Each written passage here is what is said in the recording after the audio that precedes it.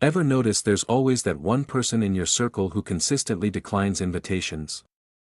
They've got a headache, they're exhausted, or they're just not feeling it this weekend.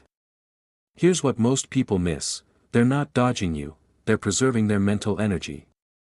If you genuinely choose cozy socks and your favorite series over a crowded venue any day of the week, stick around. What I'm about to share will validate everything you've been feeling. Let's dive into the fascinating psychology behind people who genuinely thrive at home, what mainstream culture misunderstands, but neuroscience completely explains. Hit that subscribe button right now if you've ever felt this way. Here's the core difference. Extroverted individuals actually replenish their mental energy through social engagement. They literally feed off interaction, activity, and external stimulation. Meanwhile, those who lean toward solitude operate on completely different circuitry. They restore their energy reserves through quiet and stillness. Every conversation, every social commitment, even enjoyable ones, gradually depletes their internal resources. Home becomes their exclusive recharging station.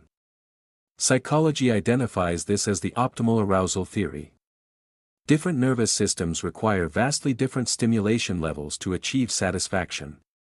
This isn't about laziness or social phobia, it's fundamental neurological wiring.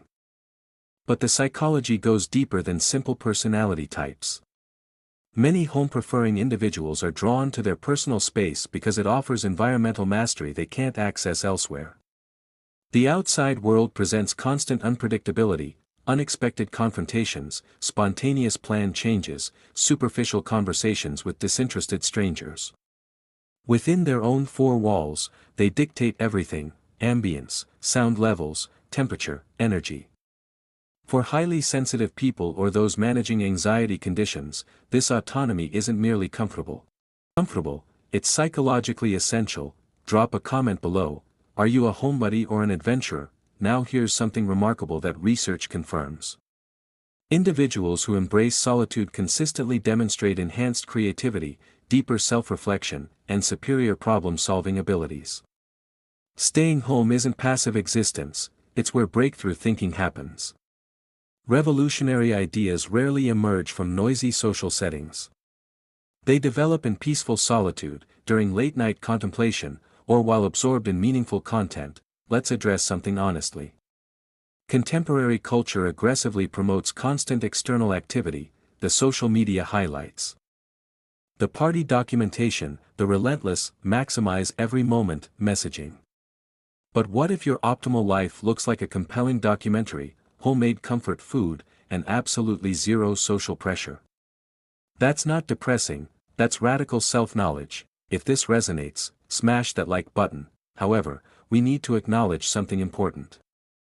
Some people retreat homeward for concerning reasons: clinical social anxiety, unprocessed trauma, or depression, quietly suggesting that venturing out holds no value. For these individuals, home transforms from sanctuary into isolation chamber. Critical self-assessment is necessary. Does staying home energize you, or does leaving feel overwhelmingly difficult? One represents genuine peace. The other signals avoidance, requiring attention. But for authentic homebodies, those who genuinely flourish in solitude, they're not experiencing life deficiency. They're experiencing life differently. They extract profound joy from subtle moments others overlook: that perfect morning beverage ritual, their designated comfort spot, how afternoon sunlight transforms their space. Psychologists identify this as low stimulation preference.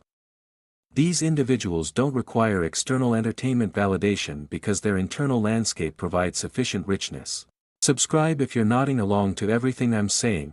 So if you're someone who declines invitations guilt-free, who experiences authentic happiness during solo weekends, who genuinely prefer rewatching beloved content over creating new social memories, you're not defective. Your brain is simply optimized for meaningful depth over surface-level noise, for authentic peace over performative living. Now I'm curious, do you identify as someone who loves staying home, or do you believe we're all just rationalizing avoidance behavior? Share your perspective in the comments. I read every single one, and if you're fascinated by psychology insights that actually explain your behavior, the next video will blow your mind even more than this one. Click it now.